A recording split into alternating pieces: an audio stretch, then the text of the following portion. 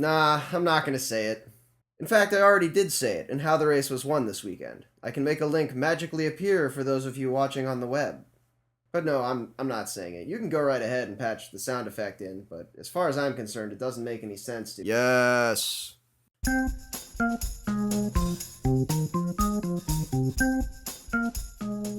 Yes, by most accounts, the road season began this past weekend with Umloop het Nieuwsblad. You have hopefully already watched my video on that. There was a women's event as well, won by Giant Shimano's Amy Peters, though if the 30 or so second Sporza Let Me See are any indication, I think the lingering threat of her team's dominance in the group sprint played a big role in the victory. Emma Johansson of Orica AIS, seen here not winning, did manage to take her revenge on Wednesday's La Summon, winning a reduced group sprint from an attack-battered field. There are the usual cycling news write-ups, but Tibco's Annika Todd has some lovely from-the-trenches blogs about both races. These provide a lot of the gritty texture that the thin to non-existent video coverage leaves out. I've put a link down in the description. The men's Les Semaines was taken by Maxime Vantome of Roubaix Lille Metropole, which is cool because I like it when wildcard teams win, but also less important because for the men the Umloop Revenge race took place on Sunday at Kuurne-Brussels-Kuurne. Omega Pharma Quickstep did in fact even the score, putting Tom Bonen across the line first out of an extremely tall breakaway. KBK was also notable for its far more blatant violations of the new UCI rules about riding on things that are not roadway. But as others have noticed, the UCI is pretty much awash in frequently unenforced rules about things like mechanical support, bottle handoffs, drafting, and doping, where if you aren't the only person breaking the rules... Wait, what's that? Doping's off that list? Has anyone told Lance Armstrong? Because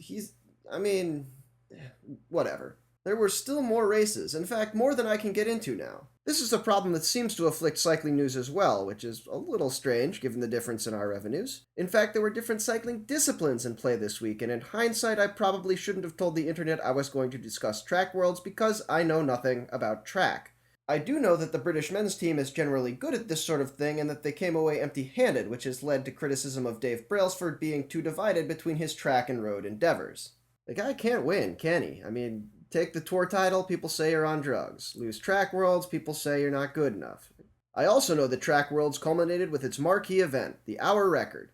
This grueling test of... Actually, no. The Hour Record isn't a regularly contested track event and there's no annual champion, but that's a rant for another time. This brings us to the Tour of Langkawi, which is the first big, distance-wise race of the season. 10 stages, and it brings with it all the usual Grand Tour-like mayhem. It's notable this year for a trio of wins by Belkin's Theo Bos, and the confirmation of Mirsamad Porse-Digulahor of the Tabriz Petrochemical team and winner of the 2013 Tour of Qinghai Lake. I don't have any particular smell test issues about Porse-Digulahor, who served a 2001 EPO suspension, and who would, in the event of a positive test, become just the latest in a long line of local teams to be retroactively removed from the top of the GC at these further-flung events. No, I'm far more concerned about the $6 million the local government is pouring into this race. A lot of people like to talk about improving the business model in cycling, including newly minted team owner Oleg Tinkov, who, in his first Cycling News blog post, says that it's logical for places like the Middle East and Malaysia to get bike races because they're the ones who are offering the money. I don't disagree, but as engaged as the crowds at Genting Highland seemed to be this past week, are they, or people who want to sell products to them, really going to step up to fill that $6 million gap when the government changes its mind? The funding for Middle Eastern events seems similarly shaky. The Tour of Qatar costs about €12 million to put on and has almost none of the same crowd support. Plus, it's effectively just a showcase for the country to attract oil company investment. But exactly how much stability is Qatar going to have left to prove after the 2022 World Cup? The punters at Camel Racetrack probably aren't likely to pick up that 8-figure tab. Spain, with its recently deflated economy, provides a nice crystal ball for what happens next. Cancelled and shortened races and podiums that make me wonder just exactly how much of that budget went into dope testing. For my mind, and given cycling's recent history, the small and stable approach seems preferable by far. I'm Cosmo Catalano, and that was the week in bike.